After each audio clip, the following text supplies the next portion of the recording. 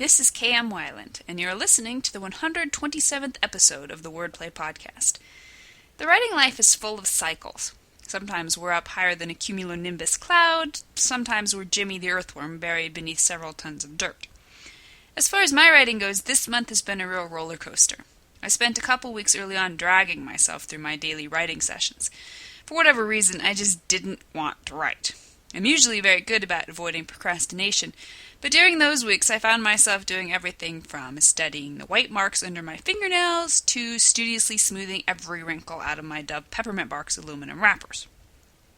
I can't blame this funk on the story, since it was going well, so we'll just have to call it a bout of winter blues, I guess. Thankfully, as always happens, the cycle came full circle and I'm back to racing to my desk come writing time. In December, I always string white Christmas lights over my desk, and I love writing in that warm ambiance, so that helps. It might have been the extra peppermint bark I bribed myself with, too. You never know. Increase your story's suspense with breadcrumbs.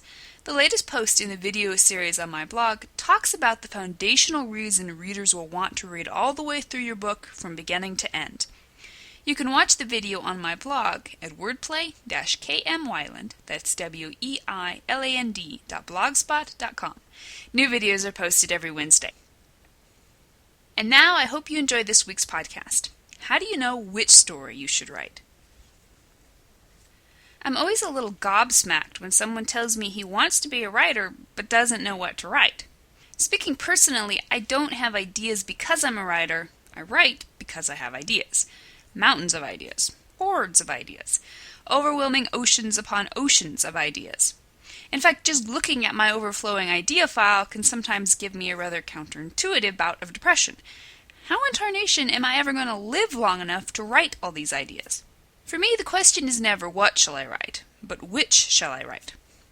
If you're like me, every time you finish a story, you find yourself faced, not with an empty idea bucket, but with the prodigious task of figuring out which story should be written next. Following are 5 suggestions for culling the real story idea contenders from the wannabes and the also-rans. Write the story you want to write. Listen to your gut. The first and foremost factor in deciding which story to write should be your desire to write it. I'm a linear person. When I get a new story idea, I write it down in a list of other ideas, with the plan of writing each idea in the order it came to me. But that's never how it works. Inevitably, one story looks up at me from the list and screams to be written, whether it's next in order or not. If a story wants to be written, and I want to write it, that's the one I'm going to go with every time. Write the story that fits the market. We're always being told not to write for the market. By the time we've finished our own sparkly vampire tomes, the trends will inevitably have moved on to glittery werewolves, or angels, or zombies, or purple boogeymen. But if one of the ideas you're particularly excited about seems right for the market, go for it. You may hit it just in time to fit into the latest boom. Write the story that's ready to be written. Sometimes I've been all set to write a particular story, only to realize that it isn't quite ready. Usually this sense of unreadiness is just that, a sense. Excited as I may be about the idea, whenever I imagine actually writing it, I just can't quite see it working. Again, this is a matter of trusting the gut. It's even more important to be able to sense when a story isn't ready than to sense when it is. Write the story that appeals to others. Although outsider opinions can only carry an author so far, you may benefit from explaining your competing ideas to trusted beta readers and asking them which appeals most to them. Even if you don't take their advice, hearing what they have to say may help you sort out your true feelings about which story is the right one to begin upon next. Write the story that challenges you.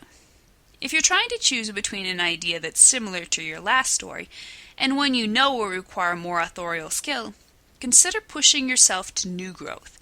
Don't let yourself fall into a comfortable rut. Always reach for the next rung on the ladder of your writing craft.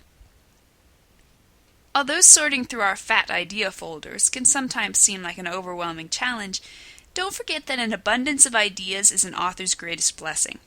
The time to truly give in to frustration is the day you open your folder and find it empty. Thank you for listening to the Wordplay Podcast. To read a transcript of this episode, visit me on the web at wordplay-kmweiland, that's weiland.blogspot.com, and be sure to listen again next week.